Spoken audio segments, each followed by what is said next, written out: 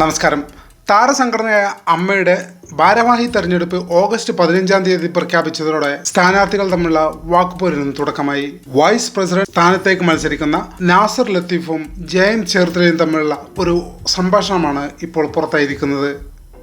ഇതിന് വിശദീകരണവുമായി നാസർ ലത്തീഫും ജയൻ ചേർത്തലയും എത്തിയിട്ടുണ്ട്. നമുക്കതൊന്ന് കാണാം.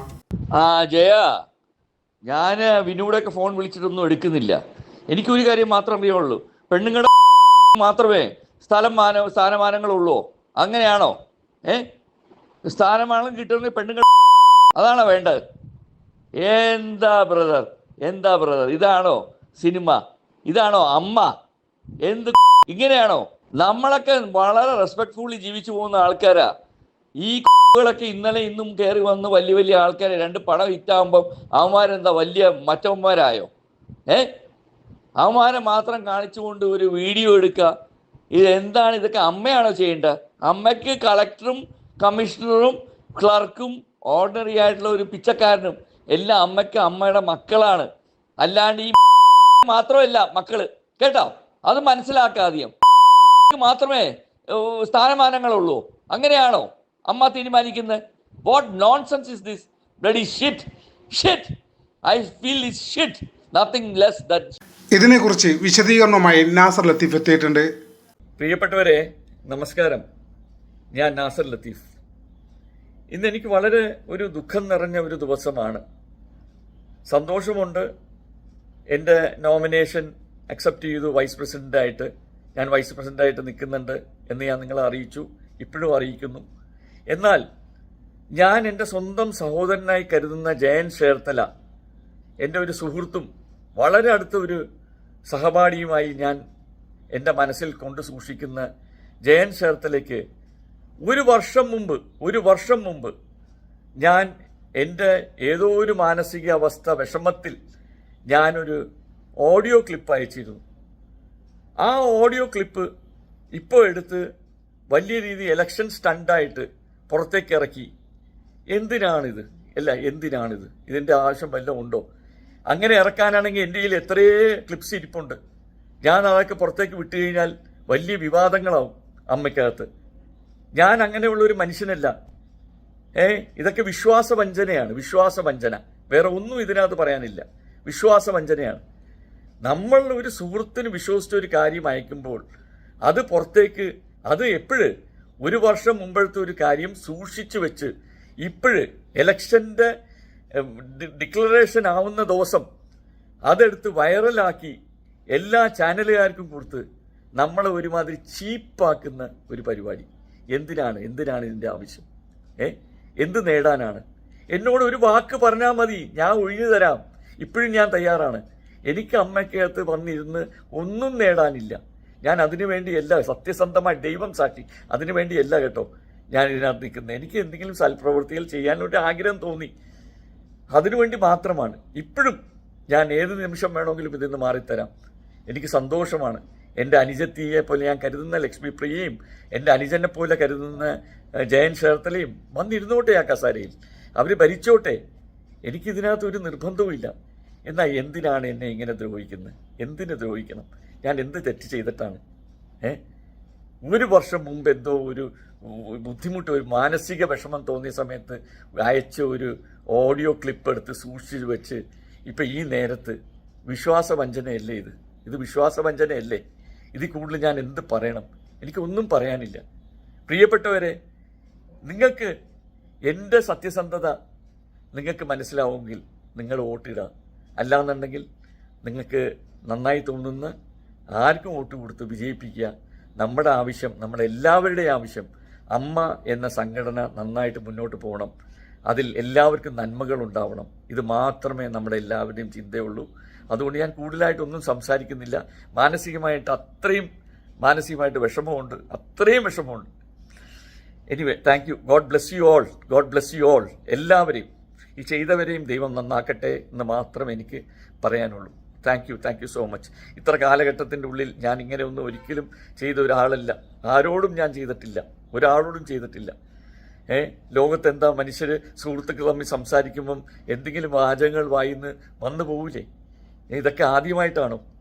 അല്ലാണ്ട് ഞാനൊന്നും കൈയിട്ട് വാരിയിട്ടില്ല, ഒന്നും ചെയ്തിട്ടില്ല, ഒരു തെറ്റും ചെയ്തിട്ടില്ല, അതിനുള്ള ഒന്നും ഞാൻ കാണിച്ചിട്ടില്ല. പിന്നെ എന്തിനാണ് എന്നെ ഇങ്ങനെ ക്രൂശിക്കണേ? എന്തിനാണ് എന്നെ കുരിശി കയറ്റണേ? Anyway sorry. ഈ വീഡിയോയിൽ അദ്ദേഹം പറയുന്നത് 1 വർഷം മുമ്പ് ജയൻ ചേർത്തലൊക്കെ അയച്ച ഒരു വോയിസ് ആണ് ഇപ്പോൾ ലീക്കായത് എന്നാണ്. ഇത് ഇലക്ഷൻ സ്റ്റെൻഡ് ആണെന്നും അദ്ദേഹം പറയുന്നുണ്ട്. ഈ വീഡിയോയിൽ അദ്ദേഹം അധിക്ഷേപിക്കുന്നത് സ്വന്തം സഹപ്രവർത്തകരെയാണ്. അതിന് അദ്ദേഹം 1 വർഷം മുമ്പായാലും 10 വർഷം മുമ്പായാലും അദ്ദേഹം അധിക്ഷേപിക്കുന്നത് ഈ പറയുന്ന സംഘടനയിലെ സ്വന്തം സഹപ്രവർത്തകരെയാണ്.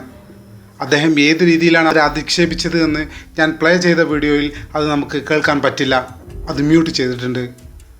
അത്രത്തോളം മോശം വാക്കുകൊണ്ടാണ് അദ്ദേഹം അധിക്ഷേപിച്ചത്. സ്ഥാനമാനങ്ങൾ ലഭിച്ചില്ല അല്ലെങ്കിൽ വേണ്ട പരിഗണന ലഭിച്ചില്ല എന്നും പറഞ്ഞിട്ടാണ് ജയൻ ചേർത്തലേക്ക് അദ്ദേഹം അയച്ച വോയിസിൽ അദ്ദേഹം പരാതിയായി പറയുന്നത്. സ്ഥാനമാനങ്ങൾ ലഭിച്ചില്ല എന്ന് പറഞ്ഞിട്ട് അതേ അദ്ദേഹം തന്നെ ഈ വീഡിയോയിൽ എനിക്ക് സ്ഥാനമാനങ്ങളിലല്ല താല്പര്യം എന്നും പറയുന്നു.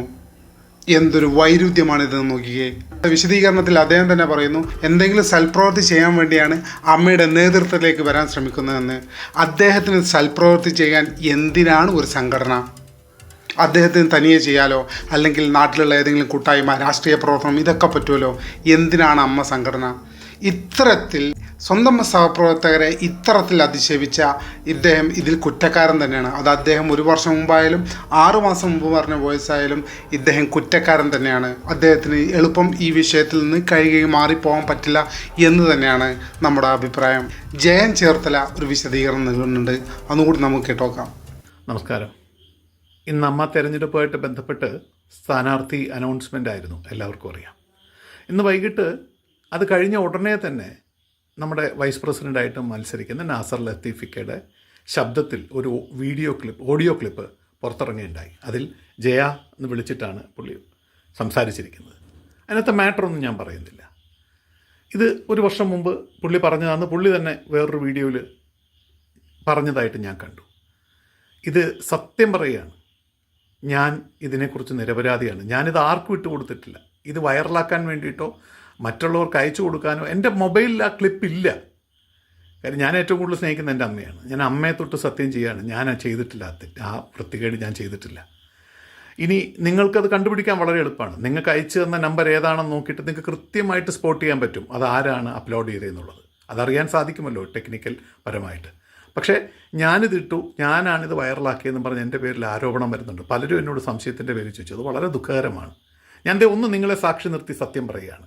ഇത് ഞാനാണ് ഇട്ടത്, ഞാനാണ് വൈറലാക്കിയെന്ന് എവിടെയെങ്കിലും ഒരു കണിക, ഒരു രേഖ ആരെങ്കിലും ഹാജരാക്കാന്നുണ്ടെങ്കിൽ ഞാൻ അന്ന് ഈ വൈസ് പ്രസിഡന്റ് സ്ഥാനം രാജിവെക്കാൻ തയ്യാറാണ്. അല്ലെങ്കിൽ ഇപ്പം എനിക്ക് സ്ഥാനമില്ലല്ലോ, ഞാൻ ഈ ഇലക്ഷനിൽ നിന്ന് മാറി നിൽക്കാൻ തയ്യാറാണ്. എല്ലാത്തിൽ നിന്നും ഞാൻ മാറി നിൽക്കാം. ഞാൻ ഒരു അധികാര സ്ഥാനത്തോട്ടും പറ്റില്ല. ഞാൻ സത്യം ചെയ്യുകയാണ്, നിങ്ങളെ സാക്ഷി നിർത്തി, ഓരോരുത്തരെ സാക്ഷി നിർത്തി ഞാൻ സത്യം ചെയ്യുകയാണ്. ഇത് ഞാനാണ് പോസ്റ്റ് ചെയ്തത്, ഞാനാണ് വൈറലാക്കിയെന്ന് തെളിയിക്കാമെന്നുണ്ടെങ്കിൽ, അല്ലെങ്കിൽ നിങ്ങൾക്ക് കണ്ടുപിടിക്കാമെന്നുണ്ടെങ്കിൽ, അതിനുള്ള വഴിയുണ്ടല്ലോ തെളിയിക്കാമെന്നുണ്ടെങ്കിൽ, ഞാൻ അന്ന് ഈ അമ്മയുടെ എല്ലാ സ്ഥാനത്തു നിന്നും ഞാൻ മാറി നിൽക്കാൻ തയ്യാറാണ്.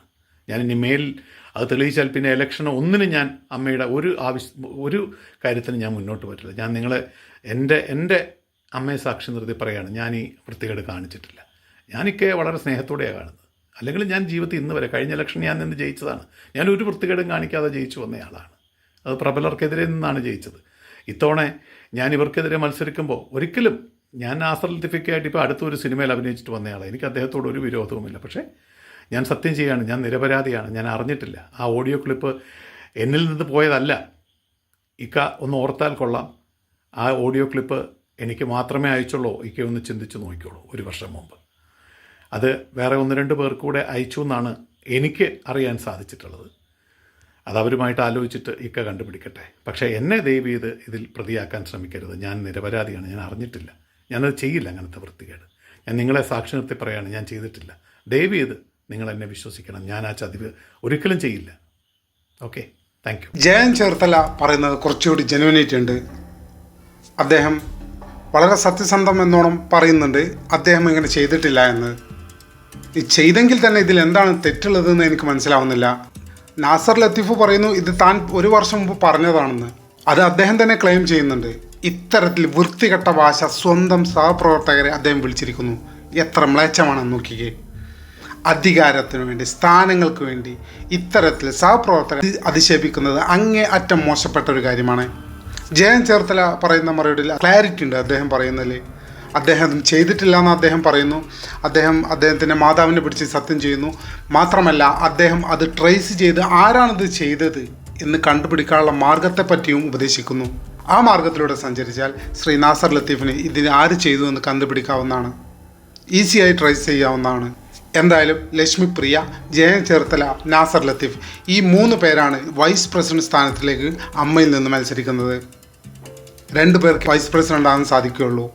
ആരൊക്കെ വരുമെന്ന് നമുക്ക് കാത്തിരുന്ന് കാണാം. നന്ദി, നമസ്കാരം.